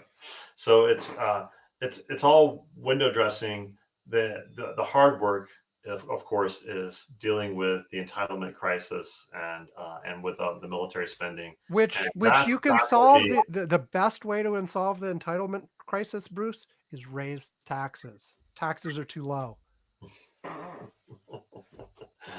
I would not agree with that. I would say that it would be to allow people, instead of taxing people and giving the money back to them, just let the people keep the money themselves, and only reserve um, reserve entitlements to only the poorest of the poor, keeping people off the streets. There's no reason why we need to be taxing people to give assistance to people who are the wealthiest segment of our population, which are the retired people in this country. The wealthiest people in Well, this country yeah. are I mean, retired. as far as you know my position because we've talked about Yeah. this before. As long as you tax them more than they're getting back, I'm actually fine with that. I don't care. Like it's the net that matters there, and the easiest way to get an overall net that makes sense is to not have the extra bureaucracy associated with determining who gets the benefit and who doesn't, but just give it to everybody and tax it back from the people who can afford it. Yeah, that still gives too much power to politicians. It gives them a tool that they can control society with how much money they're taking and giving to people in different groups that they like. If you get the government out of the loop entirely, then civil society can take care of itself. Charities and helping people involuntarily rather than by force. So. Yeah, that's failed over and over again. But anyway, move on. Okay. Um, I'm. He has banned the creation of a CBDC, at least while he's president. Sorry, Uh, a what? a central bank digital currency. Oh, Uh, okay. that would be basically a federal reserve version of Bitcoin. Um, uh, I'm glad that he is stopping foreign aid, at least pausing it, and it's including everybody, even Israel is having to There were provide two them. exceptions, Egypt and what other one? I forget the other one, but there were two Maybe it is exceptions. Israel or maybe It Jordan. wasn't. It might have been Israel. It might have been Israel and Egypt. I forget. Egypt was definitely one of them. Yeah, But I forget what the other one was for sure. But yeah. like, and then there's already been some backtracking on that, where they've said, oh, but this certain class of stuff, like if it's life essential, blah blah blah, will continue. But there's been some reports where even some of that has stopped. Like there are all kinds of like, I just shared on the Curmudgeon's Corner Slack like a couple hours ago. There's some like health program in Sudan or something that's primarily funded by US dollars Hmm. that combats some disease or other. And they literally are, their funding goes week to week. Hmm. And so they, they were ordered to stop all activity whatsoever. They have not stopped all activity. They're violating an order. However, they'll still run out of money and supplies within a week if this isn't rescinded for them. And then, like, whatever kids they're taking care of will start dying. So what will Um, happen is here, and this is what I'm hoping to see, is that those programs that are most vital, most necessary, those will bubble up to the surface very quickly, and then those will get reactivated. Those that have the highest level of justification will be able to be justified and get back on online. But those programs that aren't well justified, that are that are that are not having a good effect, not having a good result, then those will be the ones that will remain well, blocked. so far, what's actually happening is the courts are saying that this overt suspension is illegal because Congress mandated that these funds be spent. And then this will undoubtedly go through the courts. And then the question is, what will SCOTUS do? So it probably, and I think that that's the point of a lot of these exercises right now, is for the Trump administration wants to push an expansion of executive power above and beyond what it currently is, force it to SCOTUS, and they're gambling SCOTUS will side with expanded executive power in more places that they don't. And they're also doing so many of them that the idea is, hey, we're going to try 400 of these things. SCOTUS can knock down 300. We still will have gained in 100 places Mhm. and expanded in those areas. Mhm. And one more thing that I'm happy about, and you're going to be very upset about this, is I'm glad that he has released all the protesters from January 6th, Yes, I am except for upset the about that. violent ones. The violent ones, I think they should have Well, been. out of the 1,500, the violent ones were about 600. So Okay. Well, I didn't know it was that much. it's that much. And even at like, I saw somewhere the breakdown was something like, and I don't have the numbers in front of me, so I could be off by a few hundred in either direction. But it was something like 1,500 total. About 600 of them were violent in some way. So that includes, they weren't, you know, like they were beating on somebody or broke a window or whatever, but it wasn't necessarily serious injury. And about 100 were the ones that did serious, grievous injury to police officers and such. Well, I don't know what they define as violence. I don't consider vandalism violence, but Yeah, I don't think that I think I misspoke there. The 600 were violence against people, and the okay. 100 were caused serious injury. Okay. Yeah. So those But so what does that mean there? most of the ones who were in the nonviolent category too, by the way, were already out of jail, so they got their pardons to expunge their records.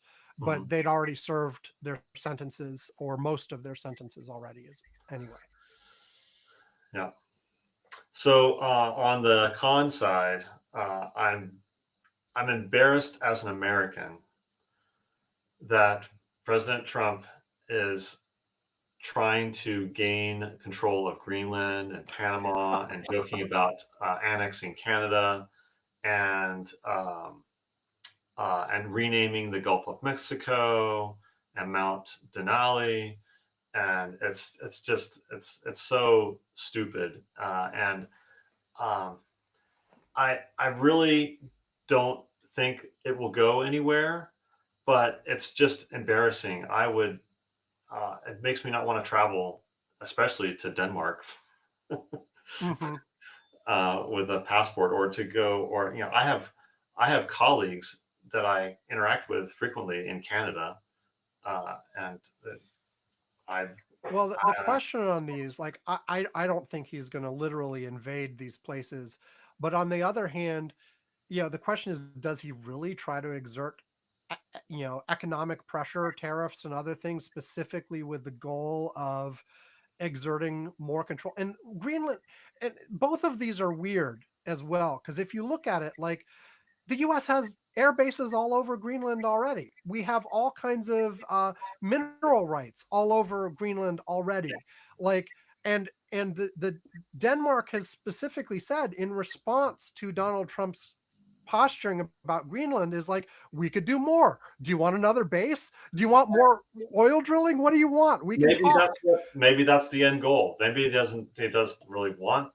Maybe he'd liked it if he could get it, but getting so more far apparently the report out of Denmark is that when the Danish prime minister or whatever came back with those kind of counter offers, Donald Trump was, no, I don't care about any of that shit. I just want, I want it. And so, so if it is a negotiating, the one like rational thing to say on both of these is, okay, he's posturing to get more of this stuff, or maybe in Panama he wants like not just equal treatment with the rest of the world in terms of how much passage costs, but he wants a special deal for the US and he's going to try to influence or whatever. But at least so far he has not seemed to actually be making that kind of negotiation. He's just saying, I want it. Yeah, and I think Panama is even less likely to succeed because that is the Panamanians. They've already built a secondary canal that's wider. They've invested more.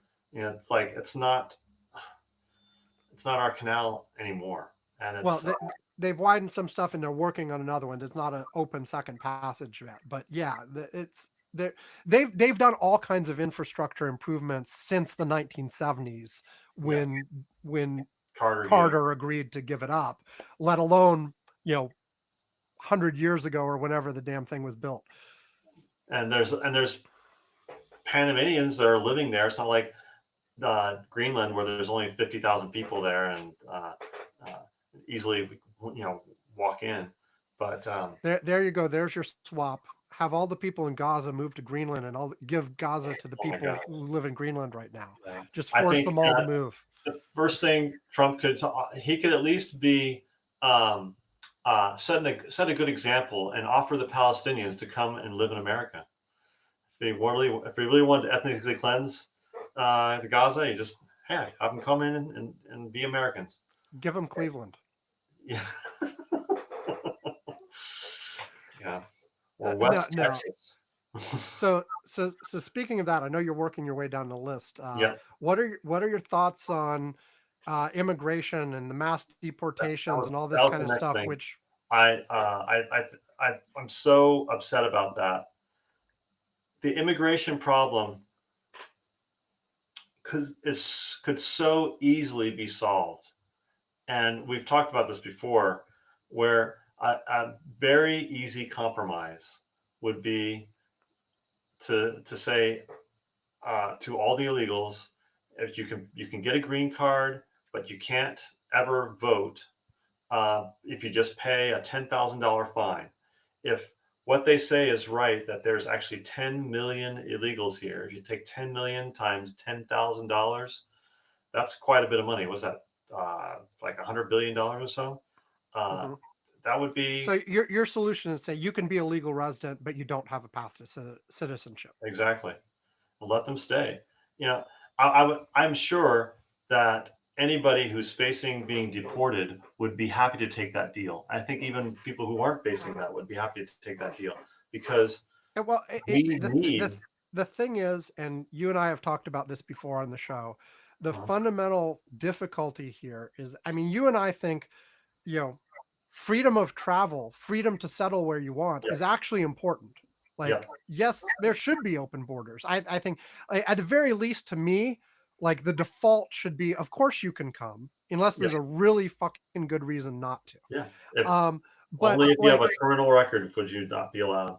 Yeah, and even then, depends on the crime, honestly. Like I don't care if they had a traffic ticket or shoplifted 30 years ago, But the thing is, like, I look at it and say, illegal immigration is a supply and demand problem. To solve it, you make the immigration easier. You let people come in legally. Yeah. easily. That would And that that would and that solves the eliminate problem. But the that would problem eliminate the is pressure on the border, and it would stop people from coming in illegally if you yeah, make but more legal. the fundamental problem is these people, it's not actually illegal immigration that they care about. It's immigration, Yeah, period, end of story. yeah, I agree. They don't want people in the country Yeah, who and don't look like them. and Done. and they will vehemently say that they are not racist about it, but it is clearly a racist uh, attitude because they're totally fine with white Western Europeans coming and settling in America. Uh, Yep. but those dirty Mexicans, they would not. They don't want to have anything to do with them. It's but And they're Donald Trump fine with them. specifically apparently really likes the Eastern Europeans too. Like that's Yeah, where he's true. gotten Yeah, 2/3 of Melania, his yeah, sure, wives. sure. Yeah, true. But yeah, it's just sickening that that uh, we need immigrants. We need these people to come, and regardless of their skill level. We need the whole spectrum of low skilled to high skilled people. We would, and I've told, I've worked in high tech industry, and clearly the when companies in America are not able to hire people in the U.S., then jobs just get exported. We can either import people or export jobs, and companies clearly have been exporting jobs to other countries to do their manufacturing. If we had open, free immigration for the last 50 years in this country, we would be so much richer. We would be rich beyond belief because those factories would be here in America, and we would be dominating the world because we would have a growing population, and the rest of the But world. Bruce, we'd also be a lot less white. And I love ethnic food. I love Chinese and Thai and Mexican and Indonesian food. It's like, oh, there's just so much richness in this country and Well, all of and the I culture. yeah, the culture too. That's what I was gonna say. It's not just like the food or anything. It's like it's actually so valuable to hear all of those other perspectives and those viewpoints on life Yeah, and the old concept that you used to like there used to be like what a Schoolhouse Rock songs on like the melting pot and stuff. yeah, The whole idea is that when you bring folks together, you end up something that takes the best parts of all of them, yeah, and you gain something from that. And I think that's but right now what you have is this the xenophobic tendency here and racist tendency is just we're scared of the other, we're scared of the other taking over, and so we're doing everything we can to resist that. As we've talked about on the Curmudgeon's Corner Slack a little bit too, though, so far in terms of raw numbers, we're not really much different than where we have been the last couple years in the Biden presidency. The difference so far is how it's presented. I mean, Donald Trump is pushing them to ramp up even further. And if he succeeds, maybe we will see numbers that are significantly bigger than prior years. But right now, it's not about like how many deportation flights there were. It's instead of paying for tickets on commercial airlines, we're spending much more money to send them yeah, on a military plane. yeah, And by the way, we're going to have Dr. Phil go on a ride along, taking video. So we're making all sorts of video of the arrests, of the detentions, to make a show of the whole thing. So we're just making it a lot more visible, yeah, and we're scaring a lot of people. And now they've said so far, we're going after the worst criminals first and all that, but there are more and more reports coming in that, along with, yes, some people who are significant criminals, there are lots of people who, other than their status without documentation, have been living good beneficial lives and paying Yep. taxes and all this Yep. kind of stuff. They're being swept up along with it. They're American citizens being swept up too that Yep. have only been able to prove that they were in fact a citizen after the fact. And we're just making a show of it right now and scaring people, and that's entirely the point of it right now. But Trump is insisting on quotas that are rising, and once you put in the numerical quotas and saying you have to arrest this many people per time period, then of course you're gonna just get whoever they can catch. Yeah. And anyone, and we don't have a national ID in this country. No, Uh, it's you are not required to have an ID at all. Yeah, and so if someone stops me on the street, some police, if any, what's what they called, ICE, Yep. stops me on the street and asks me to prove that I'm an American, I'd have to go home and get my passport. But if I didn't have a passport, I'd have no way of proving that. And so, and not, I would, I, I would say probably a minority of Americans have a passport. So, which is the only Well, way that, here in Washington, the enhanced driver's license will also prove citizenship because you have to produce that documentation to get one. oh yeah. Well, I have been disobeying, and I am not getting that enhanced driver's license. I'm Of against course you are. Of course you are. I am not complying with the Real ID, and then because they passed that law 20 years ago, and they still have not required the Real ID in the airports. Now, they're Yeah, they keep pushing supposedly, back the deadline. yeah, they keep pushing back the deadline. Supposedly this year, they are finally going to put their foot down and say, yes, you actually have to do that. And when that day comes, then yes, I'm going to have to get my passport and use my passport to go to travel within the United States, which is Hmm. ridiculous. But no, I don't want the enhanced driver's license, Real Yeah, ID.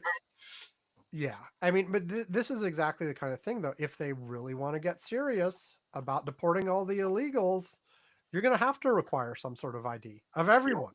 yeah, You yeah, know, this is where these things escalate. I mean, well, there are many places where they have the potential of escalating, but this is just one of them. Now, you know, I don't have the same revulsion against the idea of a national ID as you do, but at the same time, you can see where these things can easily escalate to, oh no, we can't tell if you're a citizen. Okay, we're going to have to make a mechanism where we can. Oh, now that we have that mechanism, you're going to have to provide that proof for yes, all of these kinds of normal everyday activities. If you don't have this proof, you can't do this, you can't do that, you can't do this. yeah. You know, that's where these can ramp, and they can ramp relatively quickly depending on all of these things that we're talking about, Uh, does Trump get away with extending executive power in such a way that, he can and declare that's things when by decree? the pendulum will swing back the other way, and immigrants and immigration will be more favorable. The thing that was so frustrating to me during the election was to see um, Biden and then later Harris Trying to out adopting Yes. Trump's policy of anti-immigration, and it would have taken bravery to stand up and say, no, we are a nation of immigrants. I want more people, and we need to allow more people into this country. There were that was clearly one of them. There were several other issues as well where the campaign took they and I blame a lot of the Obama era consultants who were brought on. I keep saying September was a turning point, and this was part of it. That where they really decided that their only way to win was to convince Republicans who felt a little bit queasy about Trump to come to their side. Mhm. And so, in order to do that, they watered down what the Democrats really believe Yep. about a variety of issues and tried to come up with wishy washy, middle of the road positions that at the same time sort of tried to move right to get some of those swing voters over, And I think the end result of that was you didn't convince any of those people to come over, Yeah. but you convinced some Democrats to stay home, and that made the difference. Well, Whereas I feel like in a lot of places, like you get all these people trying to triangulate about the middle, because yeah. sometimes that technique does work. Arguably, that's how Bill Clinton became president. Yeah. But at the same time, I feel like the the right way to go about it is to really own your convictions and double down on it and be honest about your convictions, because people appreciate the honesty, whereas they can smell that fake a mile away. And like that's part, I mean, that's the Trump strategy. Both times he won, he wasn't going after the median voter or trying to Yeah. get swing voters. He was 100% about activating the people who were excited about him. Yep. Amazingly, he's gotten more and more popular with every election. Trump did.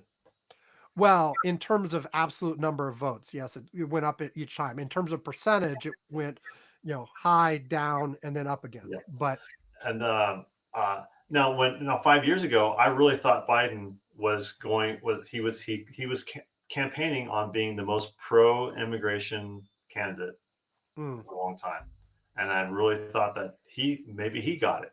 Maybe he would understand to reduce illegal immigration, you increase legal immigration. That just seems like such a simple thing to understand, but for some reason, the politics doesn't allow it, and uh, it yeah, just I mean, and the fundamental reason for that is because you have at least 50%, if not more, of the population who really, they don't care about legal, illegal. The only thing they care about is please don't let anybody else in, especially if they're brown.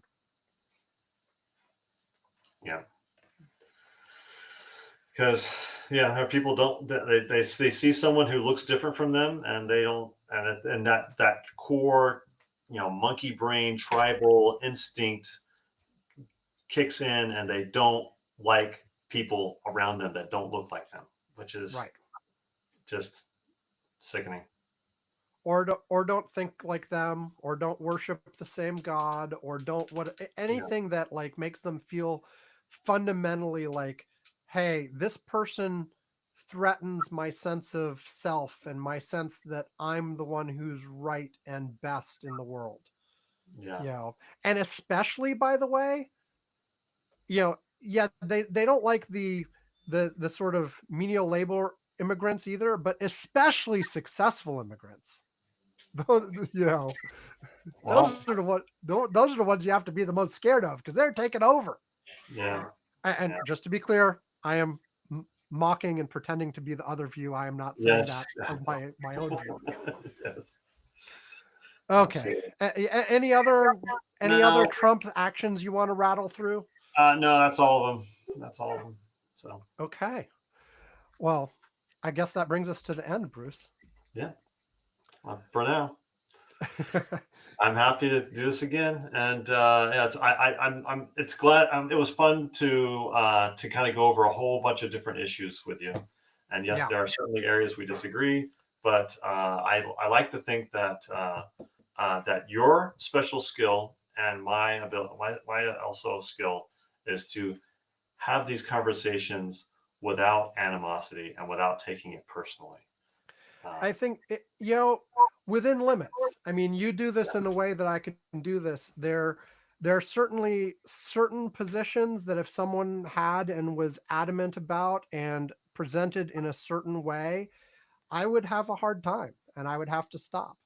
Um, but if it, but even strongly held positions I disagree with, if the other side is sort of speaking rationally and actually talking about facts and not making stuff up and not doing personal attacks, then yeah, it's good to have the conversation. It's just so much of the time the it seems like arguments are disingenuous and you yeah, know and aren't that kind of argument, and instead just go off the rails into you know things that just don't work.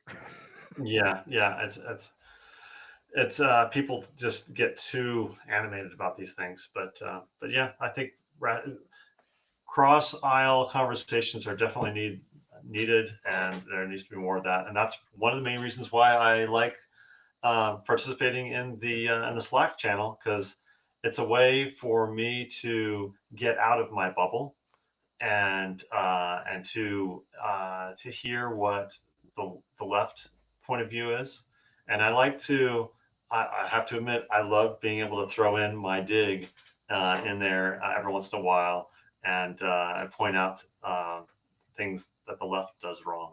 Well, and I admit certain times, like I'll let the others. Certain times I see something that you put in there, and I'm like, okay, he's just trolling. I'm gonna ignore that. If the others want to engage, they could do it. I'm just gonna ignore that because he's just looking to get a rise out of us, and Yeah. I'll ignore it. I will admit I was bothered a little bit a couple weeks ago. There was a bit of a conversation where I saw some really strongly anti-religious comments, and I had to respond. And I needed to because as you know, I'm a religious person, and I think that I couldn't let those anti-religious comments just sit there. I needed to Mm. defend it. So I'm anti-religious, but I try to be quiet about it most of the time, as long as the religion is harmless. Like I'm like I don't care what you believe, as long as the belief doesn't cause you to be harmful to other people. And at that point, I'm like, whatever. I fully agree. Otherwise, it's like I'm like it's your business if you're delusional. Yeah, So I fully agree, especially when religion tries to use the power and force of government to achieve their means. That's absolutely wrong. right. Okay, let's wrap this sucker up. Thanks. Everyone, as you know, go to curmudgeons-corner.com. You'll see all our transcripts. You'll get all our old shows, all the ways to contact us, a link to our Patreon if you want to give us cash. We talked a lot about the Patreon last week. I still owe sending out the cards and mugs that we talked about last week. I'll get to it sometime. I promise not too long. I'll get to it. Oh, Bruce is showing his cat for anybody who sees This, video. So this is nice cat. Mittens, our cat, and she doesn't like to be held, but she loves to rub up against me. We should have more pets on the show. Yes. Anyway, hello to Mittens. Anyway, as you all know, at various levels on the Patreon, you can get those cards. You can get mentioned on the show, like happened last week. You can get a mug at $2 a month or more, or if you just ask, you can get invited to our Curmudgeon's Corner Slack that Bruce and I have been talking about. Conversations going on there. Bruce is on there. I'm on there. Yvonne is on there. A variety of other people are on there. We've had a couple new people join in the last couple weeks, so it's good to have more folks. And you and Yvonne are so on to it about posting the latest news. If there's breaking news, I actually go to the Slack channel first because I know that's where I'm going to get the news first. Because you have a race to Yes. see who can get the news, who can get that link on there first. Today I posted something 5 hours after Yvonne had posted it, and he yelled at me and was like, "Ha ha! Shame on you! You're 5 hours late." And then another person came in 3 hours later and posted the same article again. So Yep. anyway, it's a lot of fun. You should join us if you aren't there already. And that's it. Hey, Bruce, do you have something from the Slack you'd like to highlight? Oh, Recent conversations yes. Let's see. Well, that we've not talked about already. I think there's some really good links in here about the accident in DC, and Yes. and there's some really good discussion, and Yvonne has been throwing in there knowledge, what he's been gleaning from these articles. So it's a really good primer for me to know what's going on. So yeah, I think there's some really good discussion at least on that. Yeah, and so depending on what breaking news happens in the next week, we may ask Yvonne to talk a bit about this crash in DC where the helicopter hit the regional jet. there have been a couple other things, like I mentioned at the beginning. It was a Lear jet on with a what do I call it? An air ambulance. There was a 6-year-old kid who just finished treatment, and they crashed into a residential area next to a mall, apparently. But that's relatively small, and actually private jets crash all the time. There was one in California from a few days ago, I think, and you know, commercial flights, it's really rare. Like it was 2007, I think they said the last one in the US was. And then the last one that was bigger than this one in terms of number of dead was like 2001. So commercial accidents are very, very rare at this point. Private, not so much. They still happen all the time. And helicopters is like the most dangerous way you can travel. I remember on the Curmudgeon's Corner Slack, like last year or something, somebody pulled up the numbers, and it's significantly more dangerous even than motorcycles. It's just, full disclosure: the company I work for right now, works on or makes helicopters. We do final assembly on helicopters. It's just it's a natural part of like trying to make something shaped like a brick fly. So no. Anyway, that's it. Thank you, Bruce, for joining us yet again. It's been fun, and we always, every time you come on, I worry that we're going to get into some big argument or something. But like you said, we always end up having a nice conversation. So Yep. Anyway, thanks everybody. Have a good week. Stay safe. Yvonne should be back next week. We'll see you next time. Goodbye. Bye.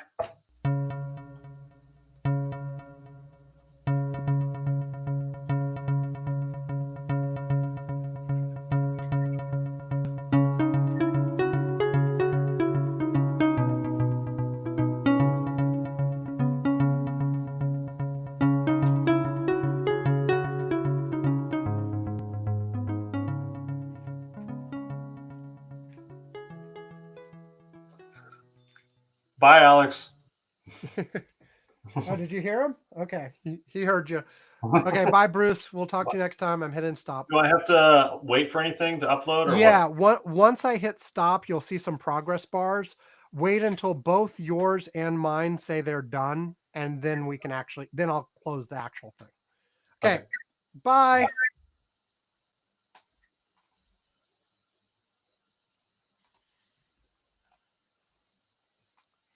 Okay. Later.